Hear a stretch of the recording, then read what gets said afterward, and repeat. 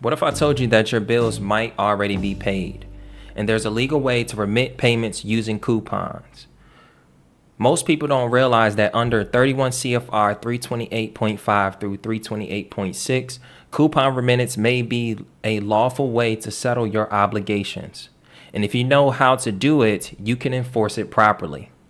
In this video, I'm going to be breaking down how to properly use coupon remittance, how to enforce it, and what to do if your remittance gets rejected by a creditor. All right.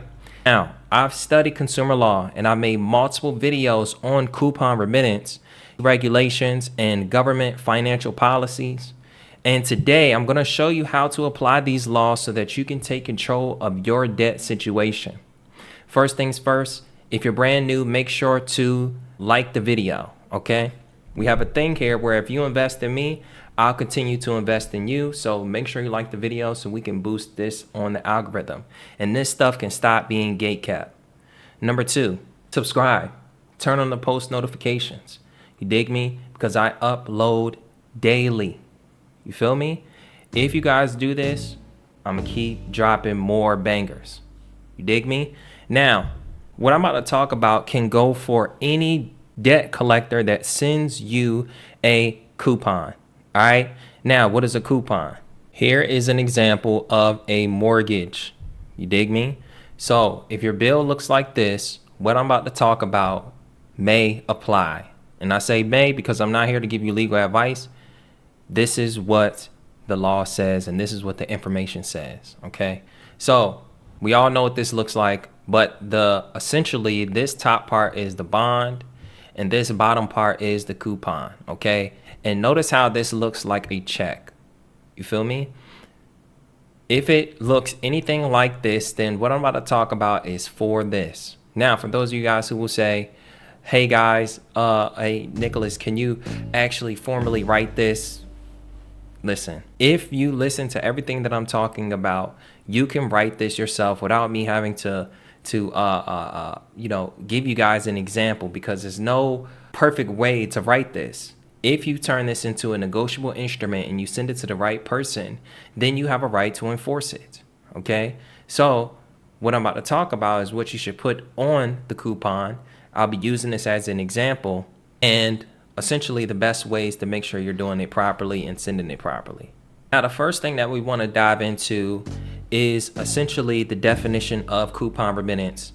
And essentially, coupon remittance is a method where you return the payment coupon from a bill or statement as a remittance for debt. Okay. So when you get a bill like the one I just showed you, when you get a bill like the one I just showed you, you dig me? And you can essentially accept that for value and you can send it back to the company so that they can remit your bill. Okay. And we're going to talk about who to send it to and making sure how to enforce it. But aspect of remitting is essentially allows you to transfer your obligation through the coupon. Okay. And when we talk about how this is a bond and a coupon, these are considered negotiable instruments under the UCC. These are considered, securities that, can be monetized. And even on the aspect of when companies are back in the day, this is before my time, but they actually used to give savings bonds. You dig me? And the savings bonds were used as money. You can accumulate these things.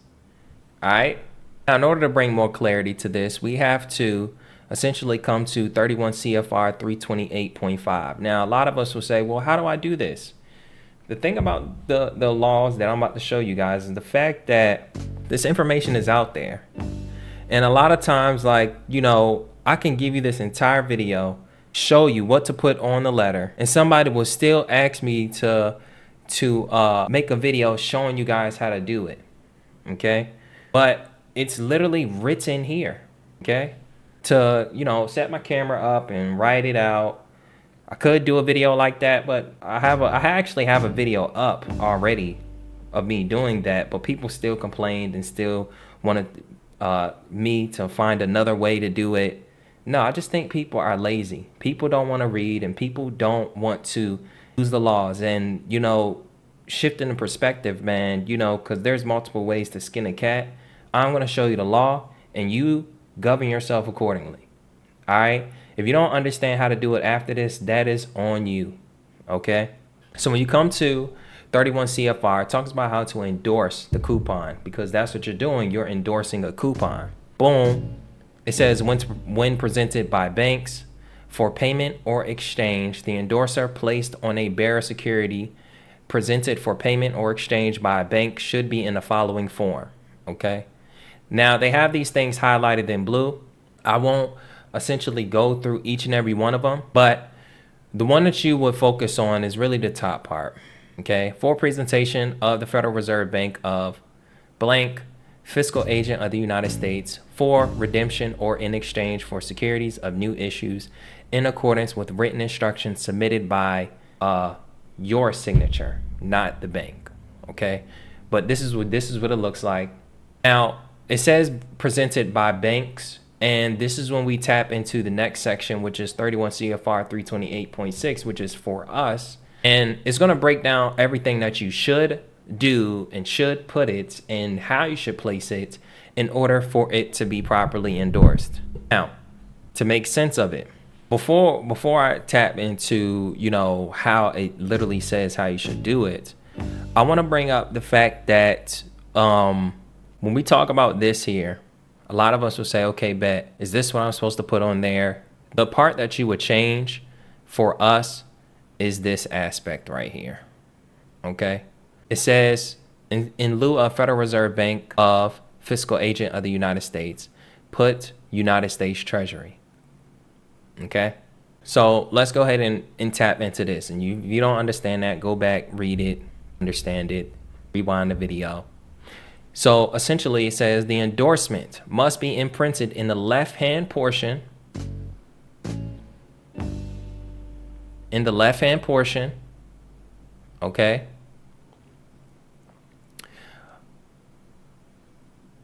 of the face of each security, with the first line thereof parallel to the left edge of the security in such a manner as to be clearly legible, and in such position that it will not obscure the serial number, series designation, or other identifying data, and cover the smallest possible portion of the text on the face of the security.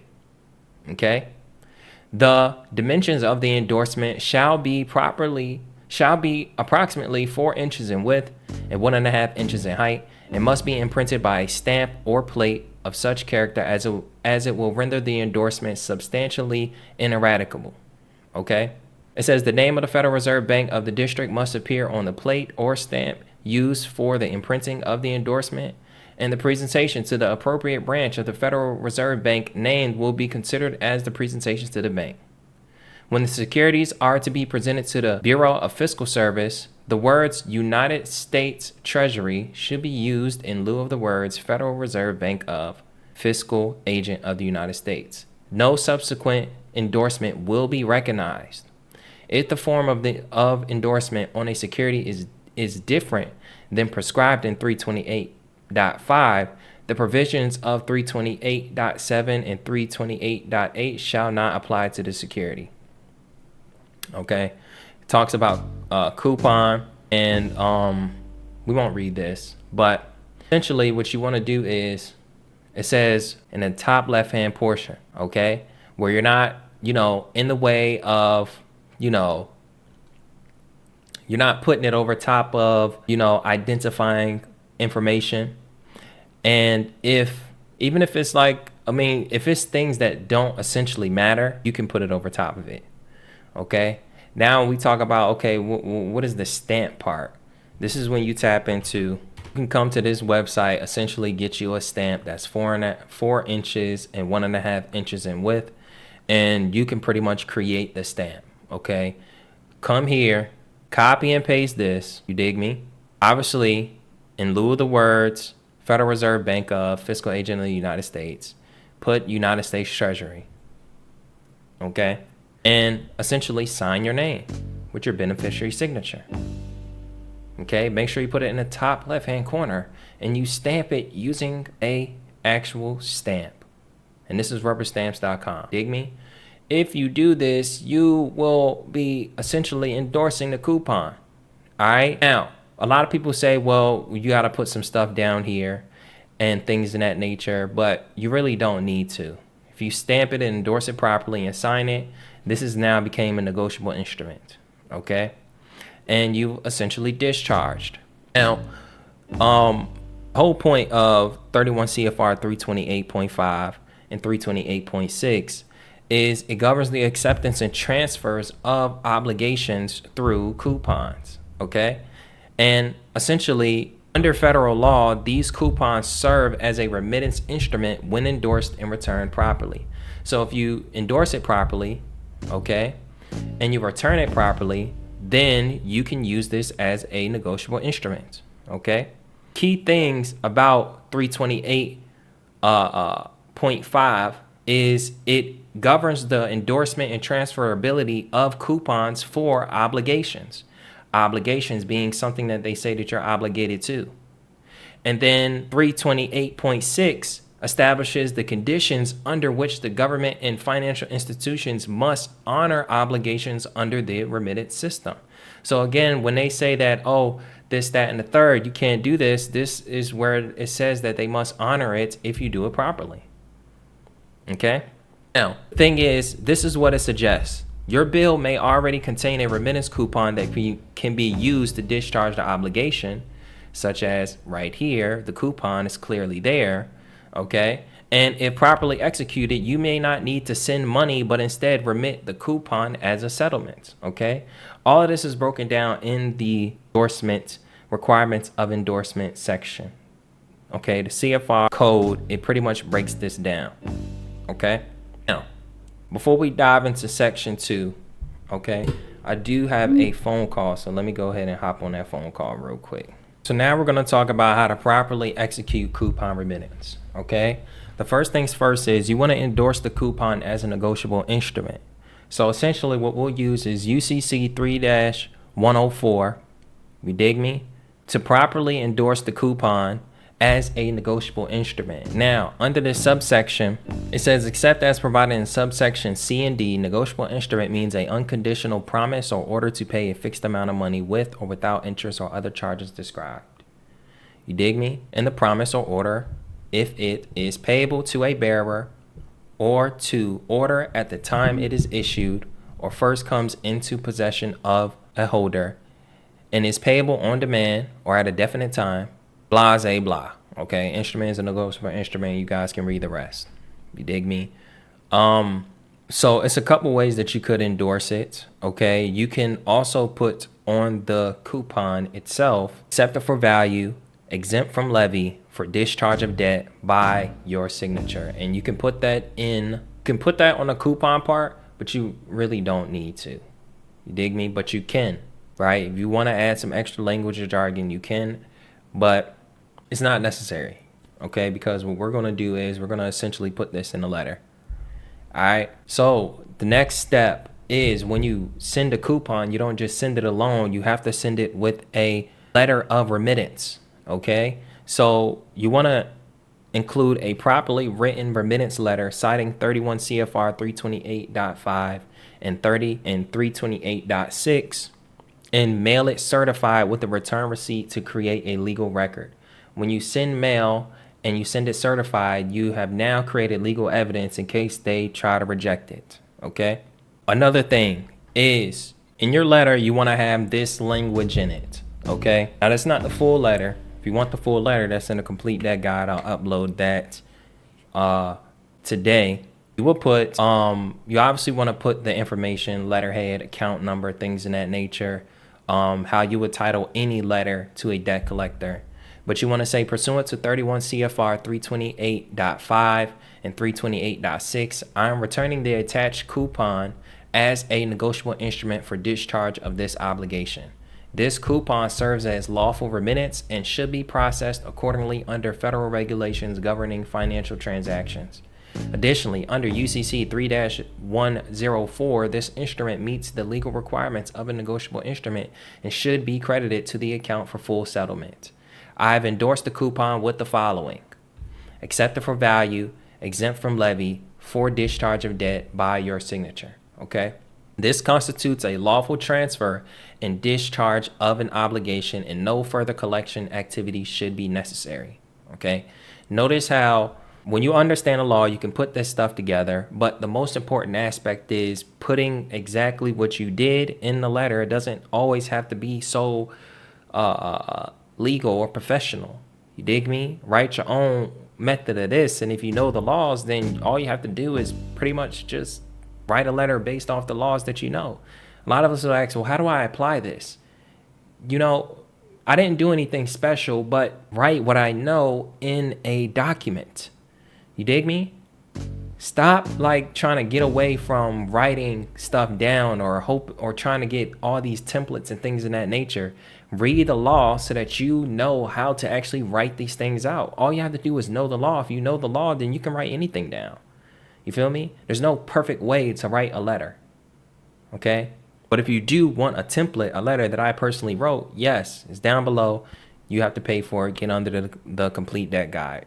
And that's for the people who don't want to write the letters. Even if you get a template, I'll still tell you to write your own. Dig me? You also want to demand for proper accounting and processing. Okay?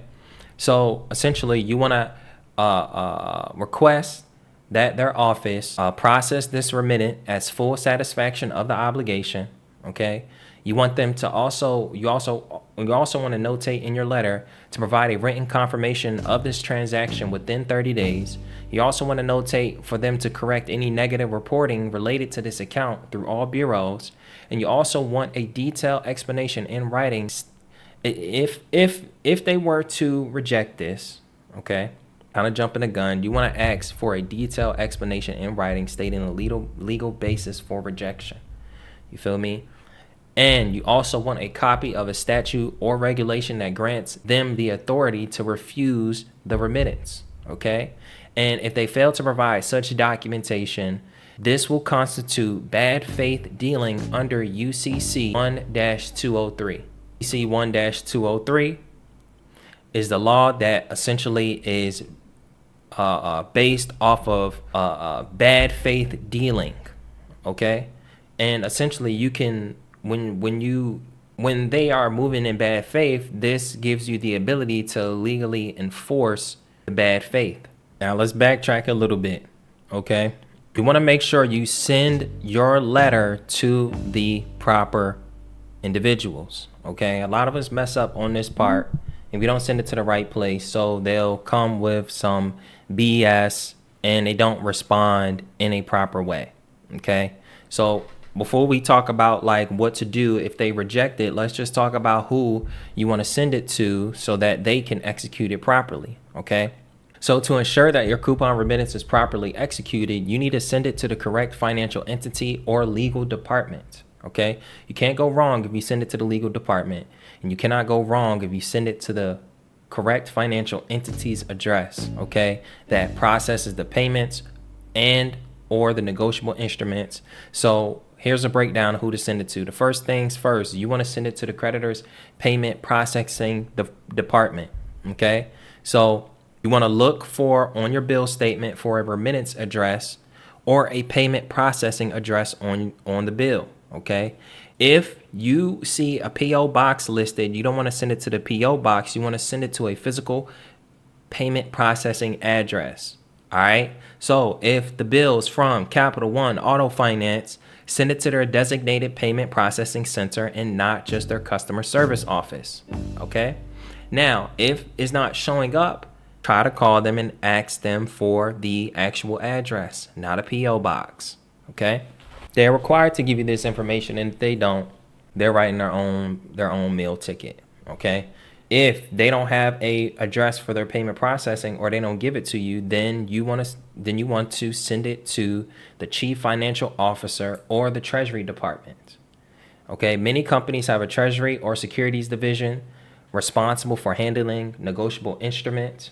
And you can also look up the corporation's headquarters and send a copy to their CFO.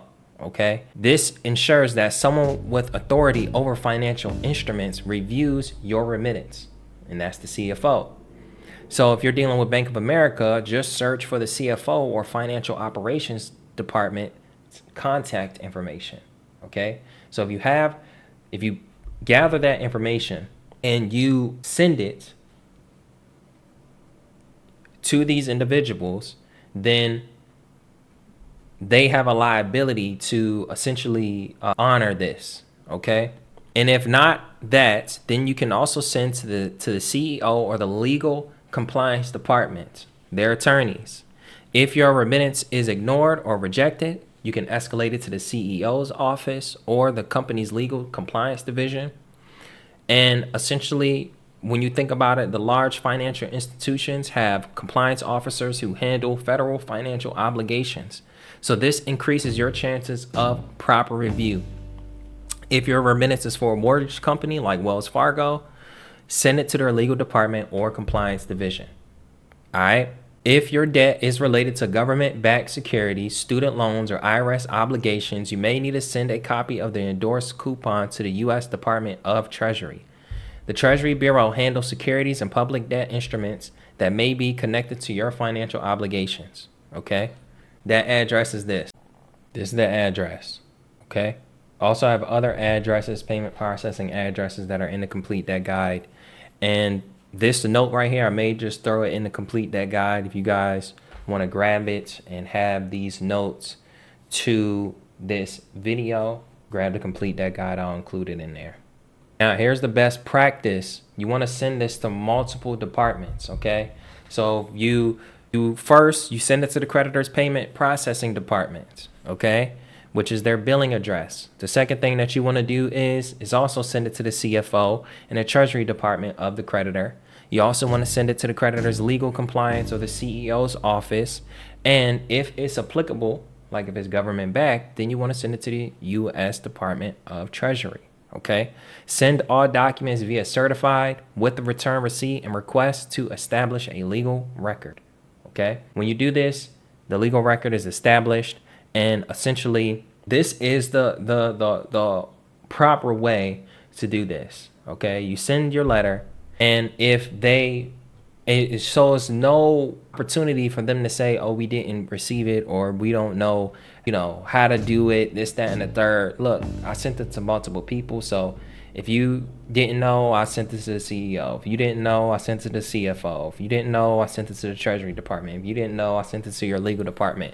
So there's no excuse. Don't just send it to one place and expect a result. Okay. And if you have before, I'm sorry, but this is the way that you want to do anything when it comes to debt. You want to put everybody on public notice. Dig me? Now, let's talk about if they reject you. Okay? If they reject you, this is when you want to dive into debt validation. Now, obviously, when it comes to debt validation, your best practice is to send your original remittance first. And this gives you more power, because if you're moving with confidence and you're not putting out there that there is a debt to be settled already, you send your remittance coupon, wait for their acceptance, or if they reject it, then you dive into a debt validation letter. Then you pretty much go based off of 15 U.S.C. 1692G, and you demand that the creditor provides proof that the debt is owed after the coupon remittance. You dig me? And if they process the payment improperly, they may be in violation of the federal law. Okay?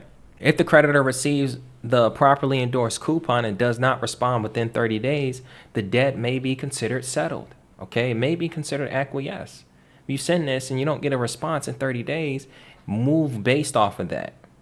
Okay? But if you ask them for certain things, like the accounting records and things of that nature in your remittance letter, and they didn't send it, then I would follow up and ask them why they haven't sent it. Okay? So here's some reasons why they may reject it. Ignorance. Many lenders are not trained in legal processes. Okay? The top of the tops may know the law, but the natural processing of banks or those people that are in those positions that are handling these things, they may not know the legal process. So they may be ignorant to it, but that still doesn't change the fact that they fall under the jurisdiction of it. Number 2, fraudulent practices, which is the most common form. Some lenders knowingly ignore legal remittance methods because they know that people don't follow through and they don't know how to exercise it legally as well. Okay? And number 3, they fail to acknowledged public policy because the banking system benefits from keeping debts active. If they keep debts active, they're able to make more money and keep us locked into this system and ultimately continue to benefit. So this is how you want to challenge the rejection. Along with the debt validation letter, this is what you want to put in there, is you want to send a notice. You want to send a notice of dishonor to the lender stating that if they fail to honor the lawful remittance. Okay. And essentially it's very similar to debt validation, but now you're saying, hey, I sent in the remittance and you guys dishonored me. Okay. If you guys dishonored me, okay, then we want to dive into the aspect of giving you guys an opportunity to cure, giving you guys an opportunity to honor me this time around. And now if they do not honor you this time around, then you can dive into them defaulting, where now this is when you want to start taking legal action. Okay. But before you take legal action, go ahead and send it to the regulatory agencies like the CFPB, the Federal Trade Commission, and you can also send it to the Office of the Comptroller of the Currency, the OCC. Okay. Another thing is you want to demand proof of rejection in writing. Okay. Request the lender explain in writing why they rejected the coupon remittance. Okay. And if they fail to provide a legal reason, this may be on grounds for a claim under consumer fraud statutes. All right. So here's the key takeaway. If a lender cannot lawfully reject a remittance, they may be violating federal law. Okay. So we want proof that they're lying. We want proof of their misrepresentation. Notice how every single thing I'm asking for is in writing. I'm not sitting here saying, oh, you should call them and try to argue with them. No, call them only asking for identifying information like an address, if you guys received my letter, things in that nature. Or better yet, hey, if you guys tell me something over the phone, I want you guys to send this to me in writing. I don't want to leave it up to what you say over the phone. I want you to write it to me. And the reason why you want them to write it to you is so that you can have a legal record of their lies. Okay. Some more things I want to highlight. Okay. Just to bring it back. You essentially want a detailed explanation in writing stating the legal basis of their rejection. And you want a copy of any statutes or regulation that grants them authority to refuse this remittance. Okay.